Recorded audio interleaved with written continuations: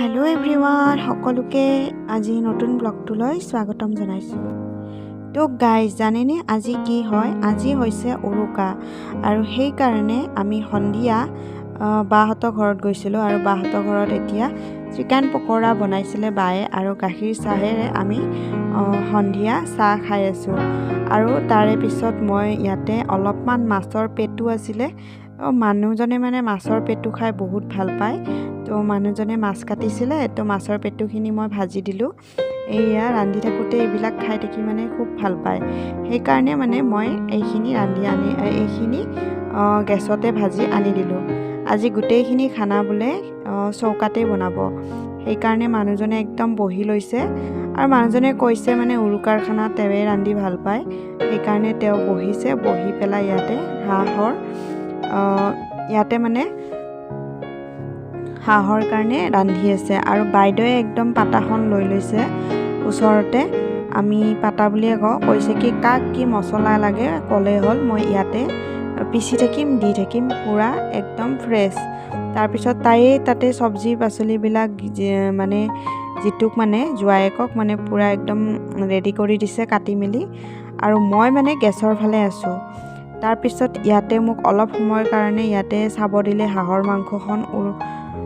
এইখন হাঁহৰ মাংস নহয়, এইখন ছাগলী মাংস বনাই আছে। প্ৰথমতে হাঁহটো কাটি আছে, এইখিনিহে হাঁহৰ মাংস লগত কোমোৰা দিয়া আছে। তো প্ৰথমতে ছাগলী মাংস বনাইছে আৰু ইয়াতে এয়া ছাগলী মাংস 2 পিচমান এনেকৈ ওলাই লৈছে খাবৰ কাৰণে। আৰু মোৰ মানুহজনে মাছটো কাটিছিলে আৰু ভিনদেউয়ে এয়া হাঁহৰ মাংসখিনি কাটিছিলে আৰু ছাগলী মাংসখিনি কাটি মেলিয়ে অনা হয় দোকানৰ পৰা। আৰু এইখিনি ব্ৰইলাৰ মাংস ভাজি খোৱা কথা, মানে পুৰি খোৱা কথা আছিলে, তো এইখিনি বাইদেৱে শেষত ভাজিয়ে দিলে। তাৰপিছত ইয়াতে এইখিনি হৈছে হাঁহৰ মাংস, ইয়াতে আছে ছাগলী মাংস, লগত ব্ৰইলাৰ ভাজি, লগত আছে মাছৰ জোল। তো আমি এনেকৈ আজি ৰাতি উৰুকাৰ ভাত সাজ খাই দিলোঁ।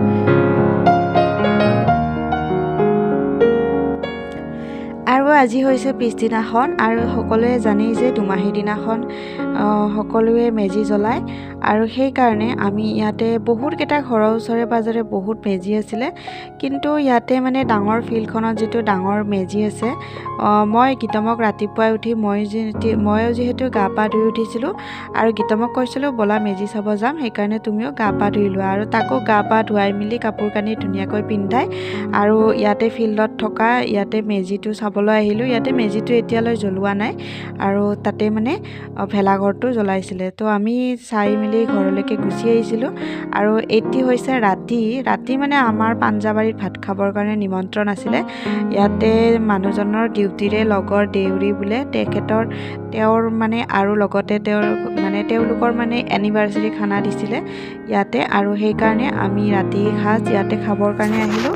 আৰু ইয়াতেও পিছে হাঁহৰ মাংসই বনাই আছে আৰু এয়া হৈছে তো এই কেম্পাছটোত মানে প্ৰায়ভাগ মানে যি 6-7 ঘৰ মানুহ ভাৰতীয় আছে, তাৰে মানে বেছিভাগ মানে ইয়াতে পুলিচ কেম্পাছ বুলিয়ে ক'ব পাৰি, গোটেইবিলাক পুলিচৰ মানুহেই ভাড়া থাকে। আৰু ইয়াতে মানে অকণমান কিবা নাস্তা চাস্তা এনেকৈ দিছে, লগতে চাহ খালোঁ আৰু ইয়াতে অলপ কেক কাটিং কৰিলে। আৰু মই পিছে গম নাপাওঁ দেই এনিভাৰ্চাৰী খানা আছিল বুলি, আমি গ'লোঁহে, এনিভাৰ্চাৰী খানা বুলি গমেই নাপাওঁ।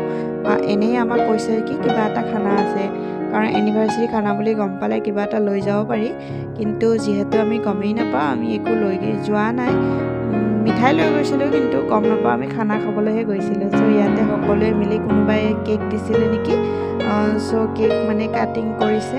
তাৰে পিছত আমি ইয়াতে ভাত খাম বুলি আহিছোঁ।